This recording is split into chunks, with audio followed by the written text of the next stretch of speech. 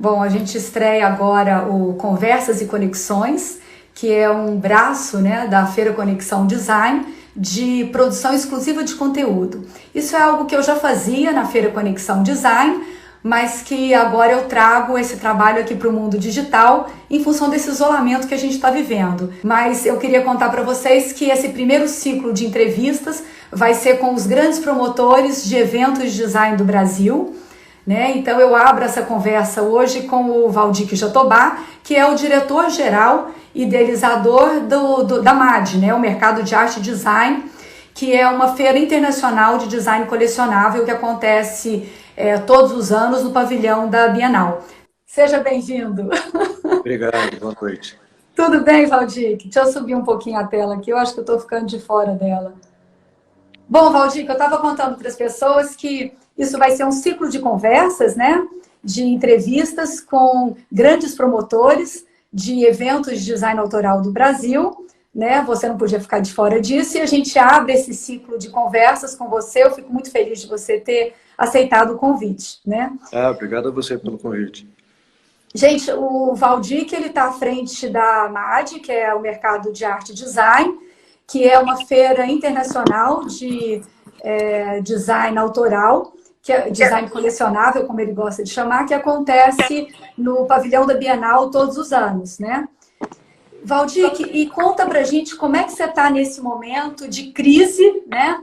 Que tá o planeta inteiro vivendo, mas você com um grande evento aí se aproximando, né? Normalmente a MAD acontece no mês de agosto, né, junto com a DW, a Design Weekend de São Paulo, que esse ano está prevista ali para meados de agosto, de 16 a 23 de agosto.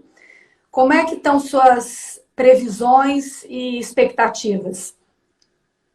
A princípio, todos os eventos que compõem a Semana de Design estão conversando justamente para poder tentar unificar expectativas e definições e tentar ver se o calendário de meados de agosto é factível em função do que a gente está vendo do momento. Então, até agora, até o presente, vamos dizer assim, o que a gente tem é a informação de que todos estão preparados, né, no sentido de que o curso do dia 16 de agosto seria o início da semana, mas estamos justamente vendo o que pode se evoluir nos próximos dias, talvez até o final de abril, para a confirmação da data ou a postergação.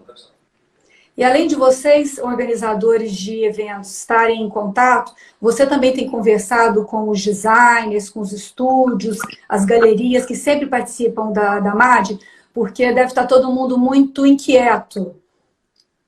A gente tem, por princípio, uma comunicação muito próxima. Quem acompanha o Instagram da MAD pode ver que nós agora estamos provocando todos os designers com perguntas para saber o que é que eles estão fazendo nesse momento de introspecção, justamente por conta dessa quarentena. Então, nós estamos divulgando todas as ações que estão sendo feitas por cada um deles.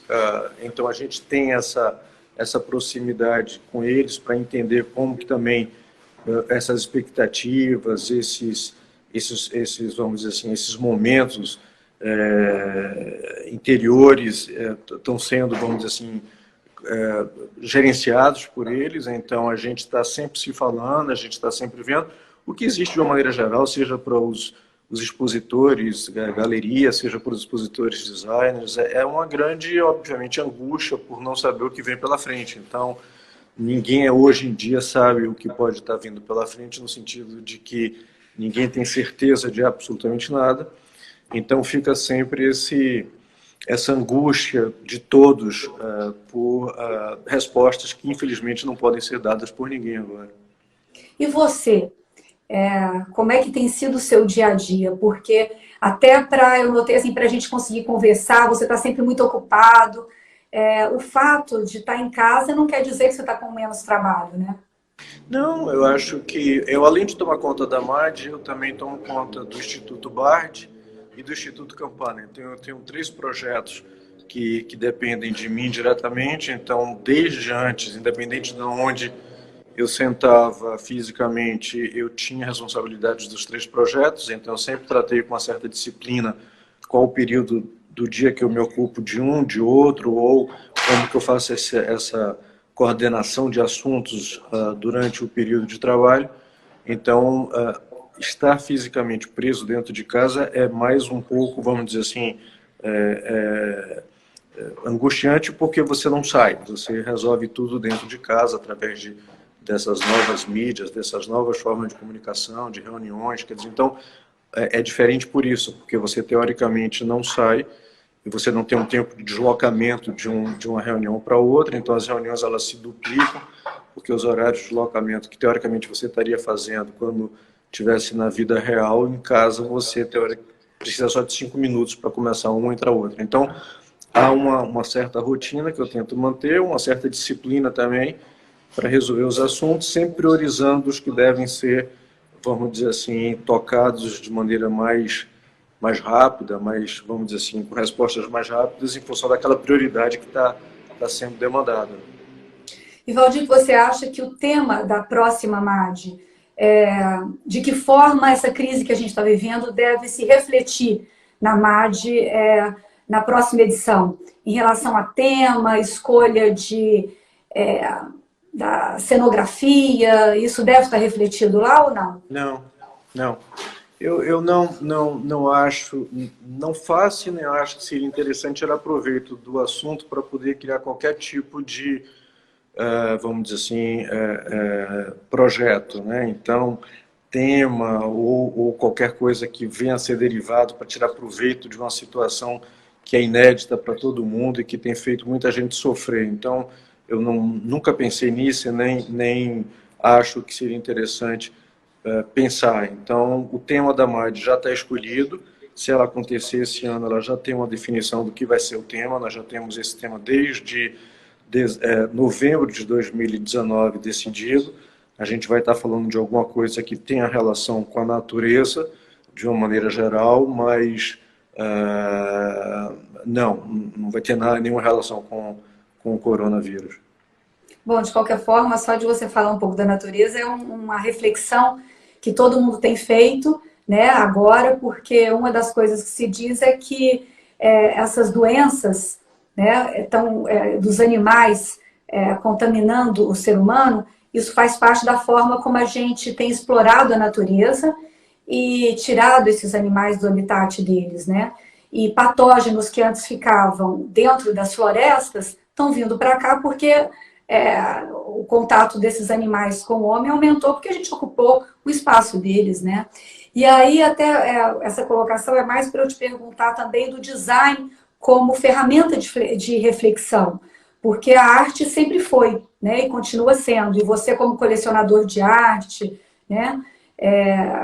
Sabe disso muito bem. O design também pode ser um instrumento para provocar a reflexão? Eu acho, antes até de responder a sua pergunta, eu discordo um pouco, discordo e concordo com você quando você fala do meio ambiente, ou da invasão, ou da troca de lugares entre homem e animal, e todas essas consequências que podem vir. Eu acho que não foi só isso. Eu acho que o que está acontecendo, e que as pessoas às vezes não estão percebendo de maneira geral, é que existe um grande problema, seja pelo desrespeito à natureza, seja pelo desrespeito do tratamento com as pessoas, seja com a forma de pensar de determinados poderosos, de que pode tudo, de que compra tudo, ou porque tem dinheiro, ou porque tem poder. Eu acho que isso tudo refletiu nesse vírus, e essa forma, vamos dizer assim, se ela veio geneticamente de algumas transformações dos animais, ou dos alimentos, ou de forma genética, seja lá como for, eu acho que ela veio por um propósito. Eu acho que, se você prestar atenção, essa crise, o vírus em si, que é o inimigo número 1 e invisível de todo o planeta, veio com uma mensagem a mais, veio com uma mensagem não só com relação a esse problema com os animais, mas com as florestas, com os rios, com os mares, com esse empoderamento. Acho que é uma união de tudo, vamos dizer assim, de uma maneira geral. Então, é um momento de bastante reflexão. Acho que depois que tudo isso acabar, se isso tudo acabar, vai e deverá haver uma mudança de valores muito grande. Eu acho que talvez até esse momento vamos dizer, desses silêncios que a gente vive, né, quando não está trabalhando, sirva para a gente tentar já ir formando algum tipo de pensamento, algum tipo de postura para quando passar tudo isso. Quer dizer, eu acho que é muito nessa linha. Voltando à sua pergunta, eu acho que tudo que envolve uma criatividade, e aí eu coloco a arte visual, o design gráfico, o cinema, a moda, a arquitetura, todas as artes que envolvem uma criatividade em momentos de angústia, como esse que nós estamos passando, momentos de incerteza, momentos de censura, como aconteceu no passado aqui nesse país, elas, obviamente, elas florescem mais ainda, elas servem, eu acho que é uma determinada pressão que se coloca na cabeça dos artistas, e o escape deles é justamente através de um trabalho de criação. Então, eu acho que sim, o design ele vai ter, eu tenho visto alguns amigos designers, eu vejo ideias que eles começam a ter, eu vejo... eu não sei se vocês viram hoje em Tóquio, foi uma coisa interessante, uma formatura, acho que de uma turma de artistas ou de uma turma de arquitetos, eu não lembro muito bem, em que eles formularam robôs com os iPads com o rosto de cada um deles, porque eles não podiam estar presentes fisicamente, então eles foram como se fossem robôs. Então acho que a criatividade vai surgir justamente por conta de um determinado impedimento do que é normal. Então você busca na arte, busca no design, busca na criação essa forma de colocar um pensamento, né? E Arte você que está... Pois não. E você, Valdir, que está muito próximo dessa nova geração de designers, por exemplo, com seu trabalho na Belas Artes, como professor lá na Belas Artes, essa nova geração, eu acho que já vem muito diferente. E agora, com esse impacto todo, né, que todos nós estamos vivendo com a crise do corona, você sente essa geração já com uma formação diferente de quem já está no mercado? Diferente em que sentido você fala? Da relação deles com a vida, dos valores, disso tudo que você chamou a atenção agora há pouco. Como é que a gente se relaciona com a vida, como é que a gente se relaciona com o outro, como é que a gente se relaciona com a natureza, como é que a gente se relaciona com o mundo. Você nota, eu sou mãe, né, de gêmeos de 11 anos de idade, quer dizer, acabaram de fazer 12, agora no sábado, e eu convivo, ainda são muito novos, né, mas eu convivo muito com meus sobrinhos também, eu tenho já sobrinho de 24 anos, e eu noto essa geração muito diferente, desde a forma como eles lidam com a vida profissional, que eles estão começando, os interesses, eles são mais arrojados, de arriscarem mais, de não necessariamente um emprego formal, né? Ele já vem de uma época em que o emprego formal ele se torna cada vez mais escasso, né? Não é, por exemplo, o que acontecia quando eu tinha 30, 40 anos, né? Se você nota uma postura diferente desses jovens com que você se relaciona na escola. Eu acho que essa geração, né, a geração dos seus 20 e poucos anos, 30 anos, que é uma geração que está hoje produzindo alguma coisa, no design principalmente, é como a gente sempre dizia na época que preparava-se um currículo, você botava como qualidade sua o inglês, a língua inglês, como, vamos dizer assim, um instrumento... Um diferencial. Um instrumento de diferenciação, um diferencial. Hoje em dia, isso é muito pouco avaliado por quem admite-se que um profissional morando no Brasil, num país em desenvolvimento, você tem que falar inglês. Né? Então, tipo assim, isso não é mais diferencial. No design, que trabalha com materiais, principalmente esse tipo de design que a gente fala na MAD, que é um design autoral, é um design onde você busca nos materiais respostas para suas criações, eles têm de ser extremamente corretos com a natureza, eles têm de ser extremamente corretos com o material e respeitar o uso do material, respeitar o ciclo, porque senão eles não são designers, é aquela coisa do inglês, né? Então, todos, hoje em dia, no ano passado nós tivemos cerca de 110 expositores, 110 designers, todos eles têm um pensamento muito firme no que diz respeito a respeitar a natureza, a respeitar o meio ambiente, a preocupação com o design social. Muitos deles têm parcerias com comunidades de artesãos para poder justamente buscar, através do olho do designer e as mãos do artesão, construir parcerias e construir produtos e tentar fazer uma distribuição de renda mais igualitária. Quer dizer, então todos esses pensamentos, que são os pensamentos contemporâneos, que são pensamentos que circulam, vamos dizer assim, a nossa sociedade em termos de comunidade, né?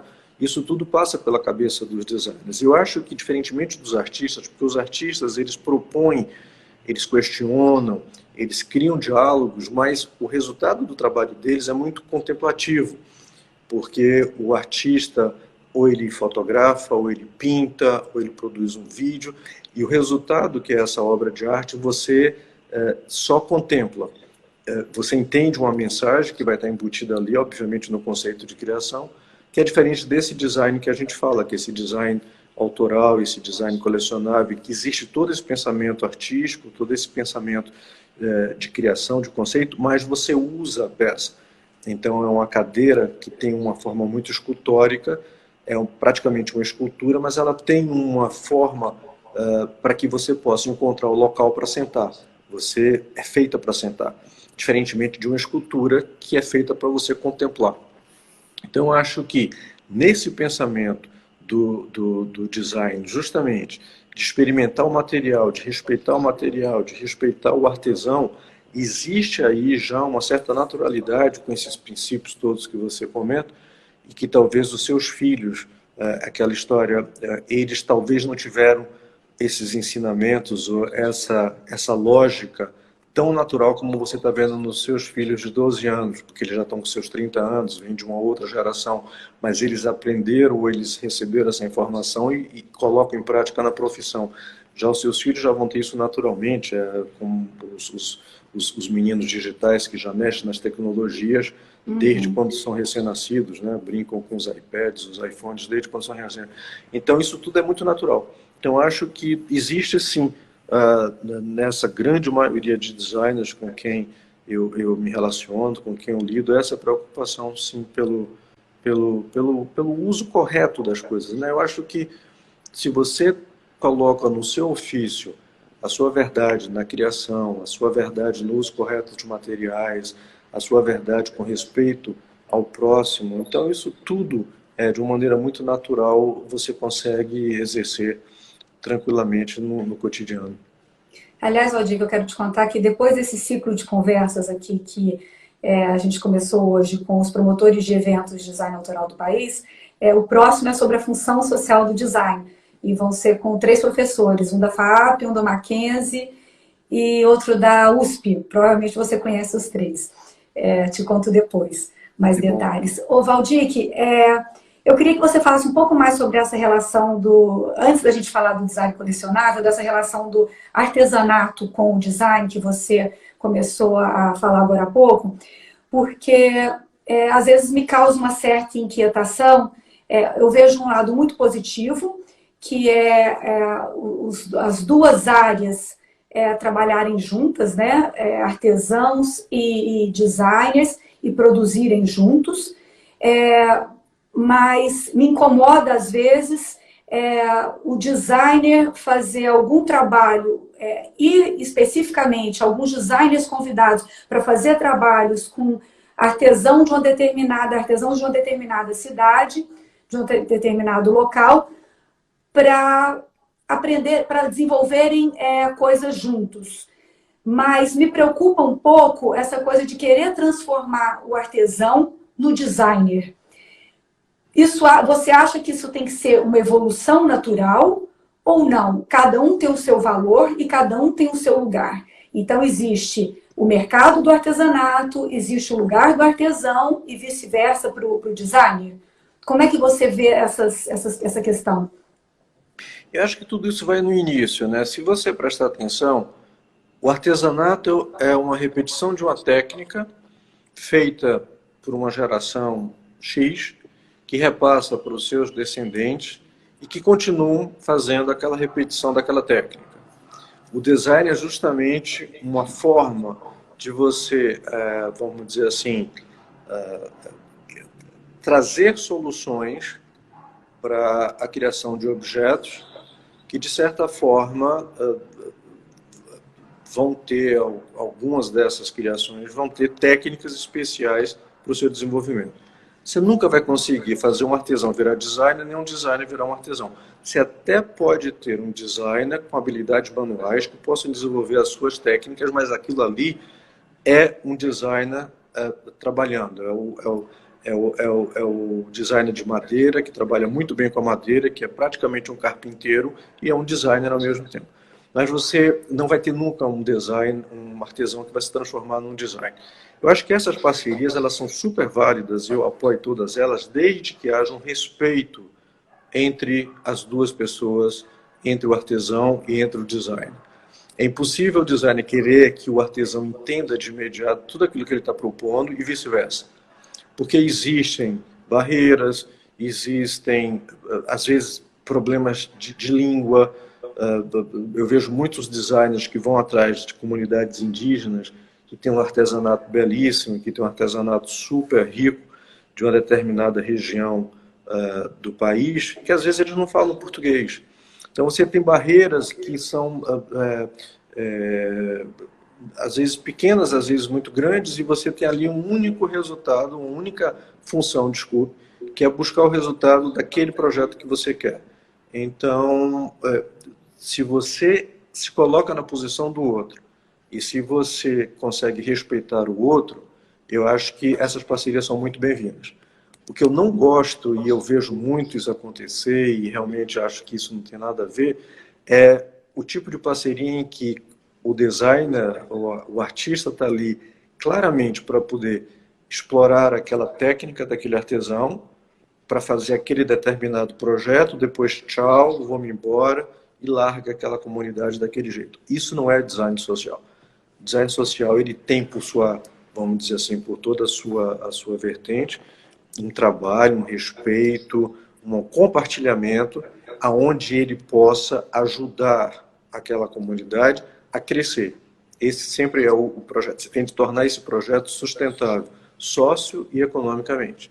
Então, se você está ali para poder desenvolver qualquer coisa, se o projeto é seu, se você vai ter as mãos do artesão, o pensamento seu para chegar, sei lá, numa luminária, você tem, no mínimo, de tentar descobrir uma forma que você possa trocar com aquela comunidade, de deixar um pouco do seu legado, um pouco do seu pensamento, para que eles possam não fazer uma luminária que você desenhou, mas talvez tentar, através das técnicas manuais que eles desenvolvem tão bem, fazer uma cesta de uma forma diferente, fazer, sei lá, se a gente está falando de cestaria, ou fazer uma cúpula de cerâmica que não seja uma cúpula, mas que vire um bowl. Ou seja, que você crie alguma coisa em conjunto com esses artesãos, que seja uma forma deles poderem olhar o mundo de uma outra maneira, que eles possam usar a técnica deles para poder chegar num outro objeto, e não ficar só, vamos dizer assim, naquele dia a dia deles.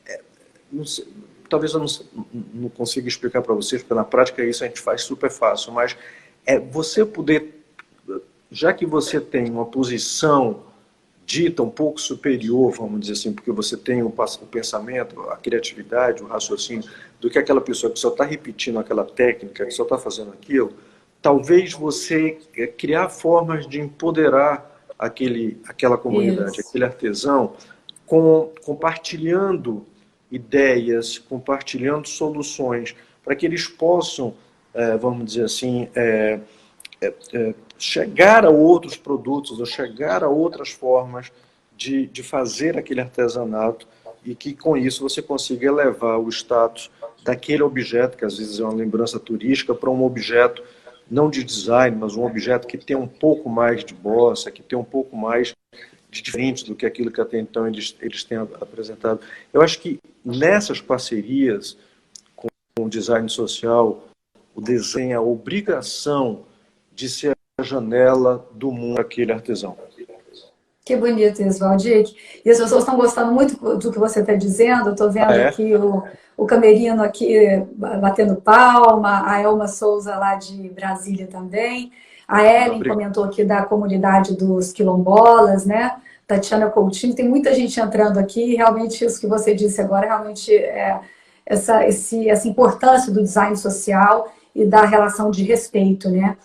Eu quero também aproveitar e comentar com você. Tem um livro, eu estou lendo um livro agora da Lujan Cambarieri, que ela é design, ela é uma jornalista especializada em design, ela é da Argentina, e ela escreveu esse livro que se chama El alma de los objetos, né, a alma dos objetos, que vai muito pela visão antropológica do design, do objeto. E aí, agora puxando para a nossa relação com os objetos, ela passando a visão dela, tirando essa coisa do que o design é algo simplesmente estético, né? E não só meramente estético e funcional, mas toda a bagagem que ele traz e como que a gente, ao longo da vida, se relaciona com os objetos. Então, aquela peça que para a gente é muito difícil a gente se desapegar, porque foi uma peça que nos foi dada pela avó e essa avó já faleceu, ou por um filho, né? E por isso a gente tem um apego a esses objetos, porque eles contam parte da nossa história, né? E não só isso, se a gente for imaginar, por exemplo, a forma como o design pode ajudar, por exemplo, as pessoas, por exemplo, cadeirantes, né? A colher, né, que nos alimenta, o óculos, né, que te ajuda a enxergar, você é um usuário de óculos. Então, eu queria que você comentasse um pouco essa relação nossa com os objetos, para que cada vez mais a gente contribua com essa cultura de valorização do design, que está longe de ser uma coisa só ligada à estética, né? Ao frívolo, né? Fernando Campana tem uma frase ótima que ele diz que a nossa casa é o palco e os objetos, o mobiliário, são os atores. E eu acho que vai muito em linha com o que você coloca quando você fala dessa afetividade que a gente vai ter com um determinado objeto que herdou de uma avó ou que você achou num determinado local.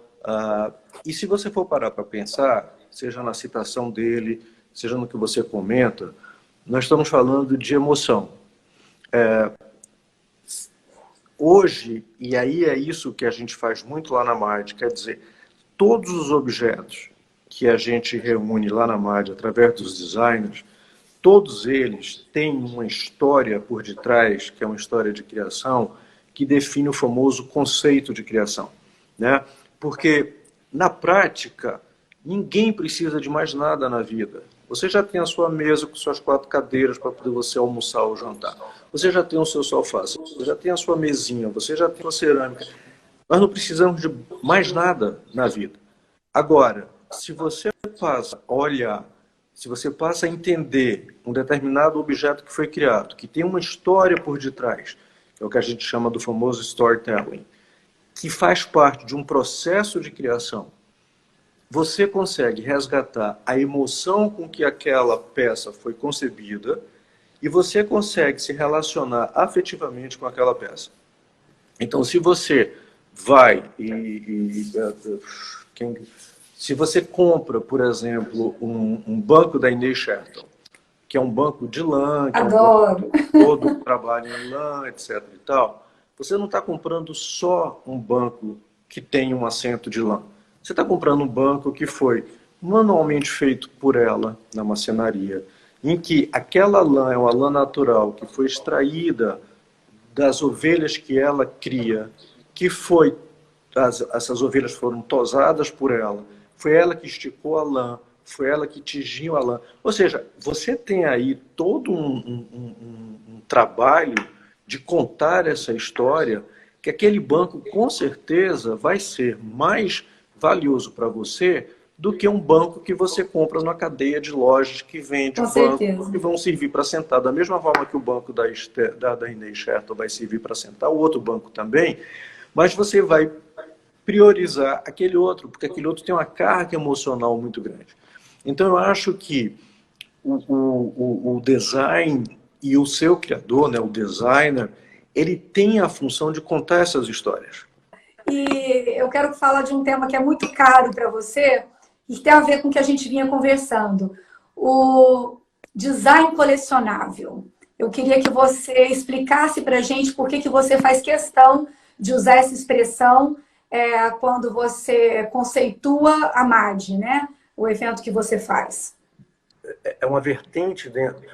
Tudo que eu falei antes, quer dizer, quando você começou a perceber que existiam designers industriais, né? Nós estamos acostumados a ver com os móveis, cadeiras, mesas, camas, todas elas feitas pela indústria, todas elas feitas em larga escala, todas elas feitas com um projeto muito bem definido, muito bem pensado, e começou a surgir, principalmente há 35 anos atrás, quando Fernando e Humberto Campana eles rompem com toda essa estética que na época era muito influenciada pela escola de Bauhaus, eles rompem e trazem novas formas de sentar, novas formas de comer, objetos que até então, por exemplo, as pelúcias, que eram brinquedos para as crianças, eles trazem para ser estofamento de cadeiras e de puffs.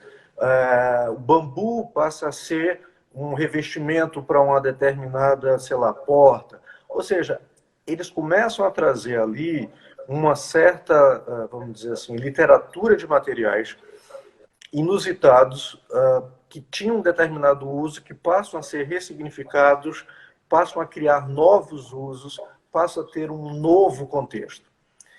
E aí você começa a perceber que surge Fernando Humberto Campana, depois surge Levi na França, depois em Israel, porque ele também é de lá, que é um artista visual contemporâneo que virou um designer. Você começa a ver uma estética no móvel que não é uma estética normal industrial que a gente estava acostumado a ver. Não era uma obra de arte, mas era considerada como uma obra de arte. Por quê? Porque você tem um pensamento de criação. Muitas vezes você tem a mão do designer do início ao fim naquela peça. Por você ter um processo extremamente manual, um processo extremamente artesanal. Não é artesanato, é artesanal. Artesania com as mãos. Para você fazer aquele determinado objeto, ele obviamente tem de ser em uma tiragem, porque você consegue, com isso, produzir o que uma indústria produz. Você tem uma pesquisa de materiais para poder trazer esse ineditismo, para trazer essa experimentação de coisas que até então a gente estava acostumado a ver, os vasos que são feitos de vidro, por que não ter também mesas de vidro? O mundo cria mesas de vidro em comunhão com uma indústria de vidro e que cria, vamos dizer assim, uma série de X peças.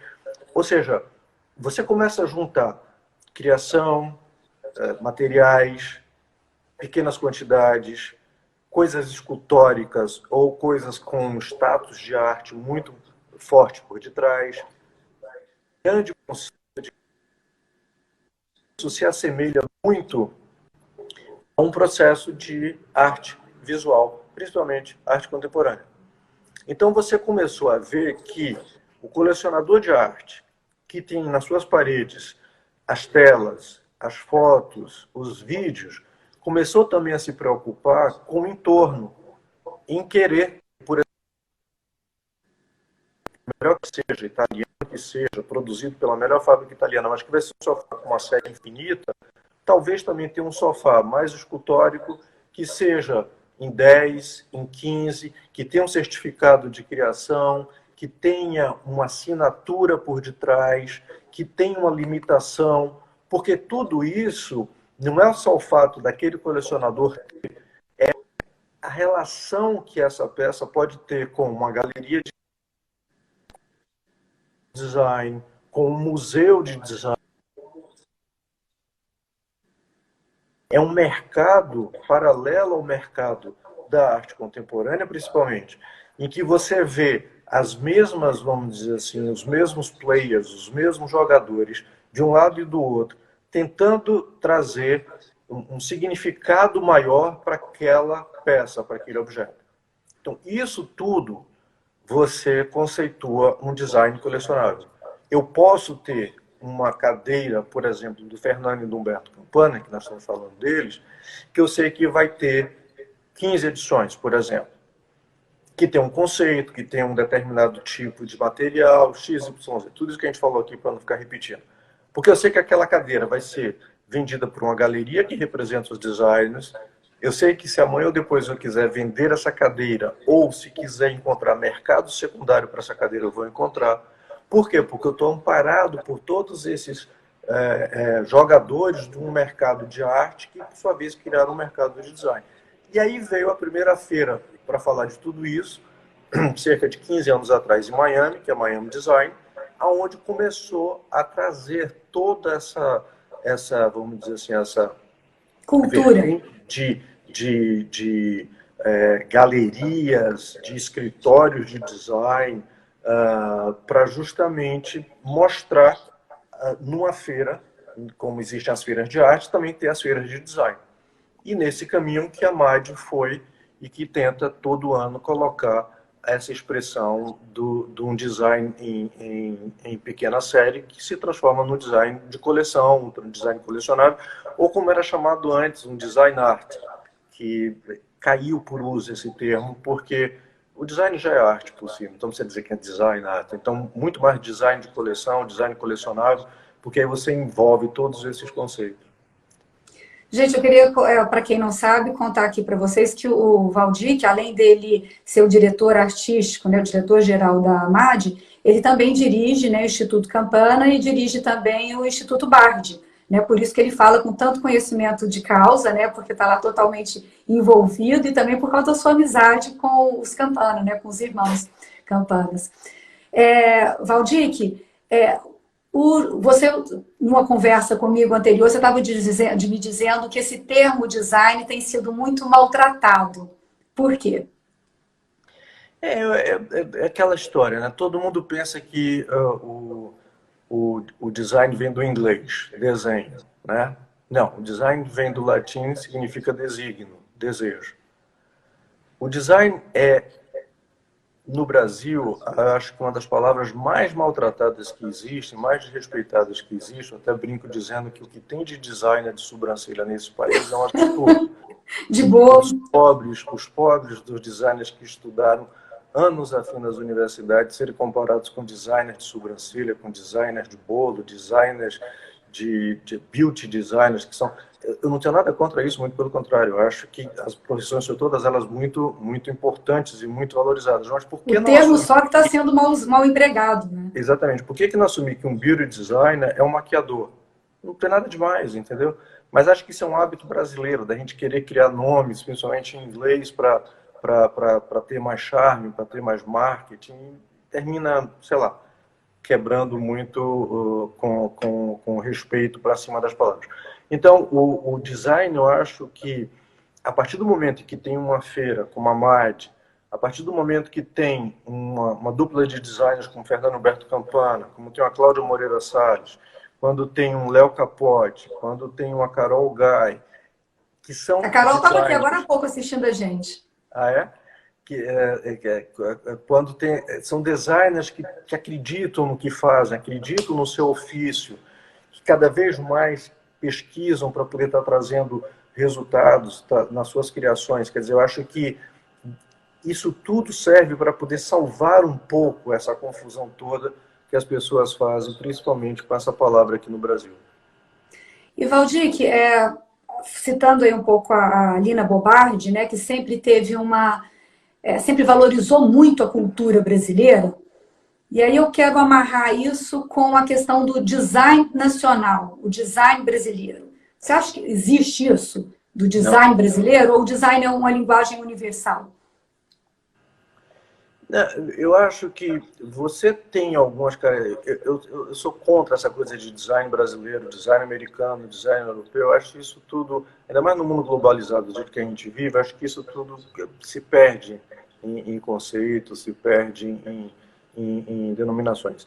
Eu acho que você pode ver o design brasileiro, você pode identificar melhor o design brasileiro, seja pelo uso da madeira, que é muito recorrente, foi desde quando começou a se falar de design, não era nem como designer. Eu me lembro do Sérgio Rodrigues falando que ele nunca se chamou um designer, ele era um carpinteiro.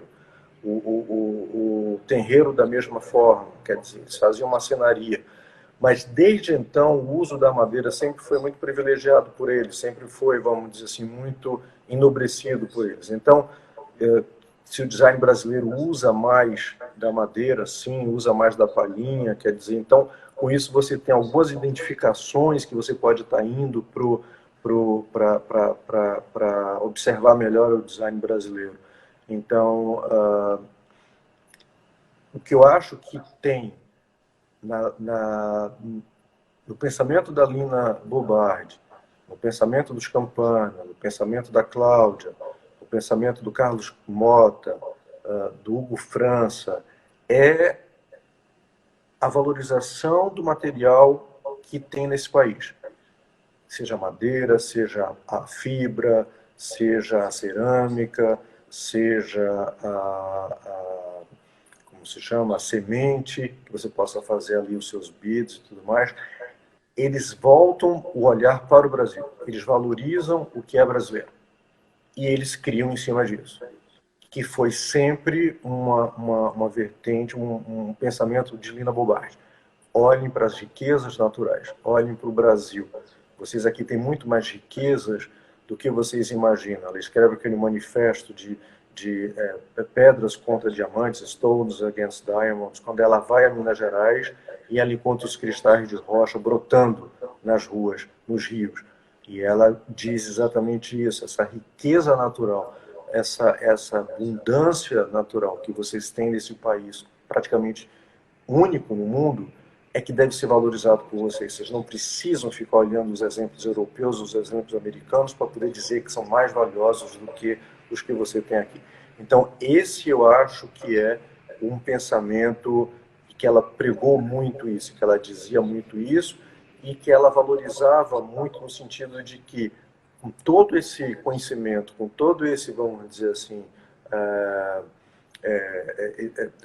essa informação, você fazer alguma coisa para o povo brasileiro. Ô, Valdir, que a gente tá tão bom te ouvir, mas a gente está chegando aqui no final, faltam 5 minutos só para terminar, para completar 1 hora de conversa. E eu quero citar um curador, o Hans Obrist, espero não estar suíço, pronunciando errado o nome dele, que escreveu um livro chamado Caminhos da Curadoria, que eu achei muito interessante. E ele diz assim, que toda vez que ele vai se encontrar com um designer, ele pergunta para o designer, qual o projeto que você nunca realizou e que você gostaria de realizar? E aqui eu vou fazer o papel inverso, né? Eu vou perguntar para você, qual é o projeto que você nunca realizou e que você tem vontade de realizar? Difícil, porque, quer dizer, como eu não sou um designer, apesar das pessoas acharem que eu sou designer, eu não sou designer, eu sou economista, então... Vem do mercado financeiro, para quem não sabe, né? Eu não tenho um dom da criação, vamos dizer assim, do objeto, do coisa, mas eu não sei...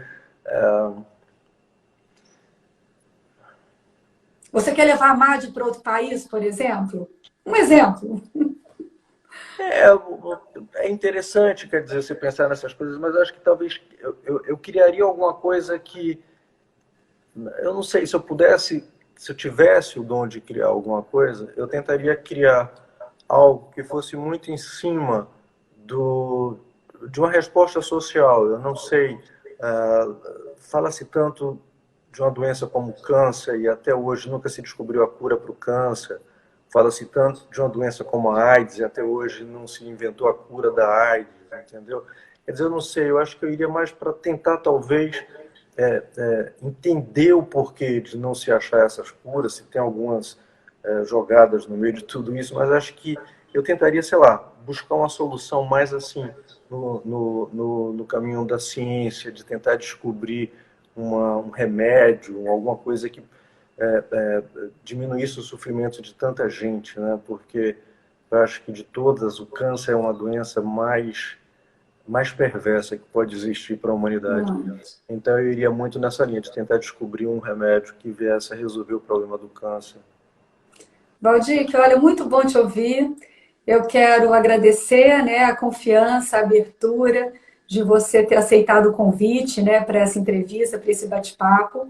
Quero agradecer todas as pessoas aqui que estão nos assistindo. Se você visse a quantidade, você deve estar vendo aí também, né, a quantidade de gente mandando perguntas. Eu, infelizmente, não consegui, porque estava de uma riqueza tão grande o que você estava dizendo, e eu não queria te interromper para... Agora que eu estou vendo que realmente tem, eu não estava prestando atenção, agora que você me chamou a atenção, está vendo que está subindo as pessoas. Isso, vieram muitas perguntas, mas muitas eu nem te interrompi para fazer, porque eu vi que ao longo da conversa você foi respondendo, né? Eu agradeço todo mundo que acompanhou a gente. Eu quero contar que essa, assim, foi abrir com chave de ouro, né? Invertei o ditado popular, esse ciclo de entrevistas com os grandes promotores de eventos de design do país. A gente ainda vai ter pela frente o Cláudio Magalhães, o Lauro Andrade, da DW, a Marisa Ota, da Feira Paralela, e eu vou avisando com calma aí para todo mundo nas redes sociais. Eu vou colocar também, Valdir, que eu acho que você pode fazer isso também, viu?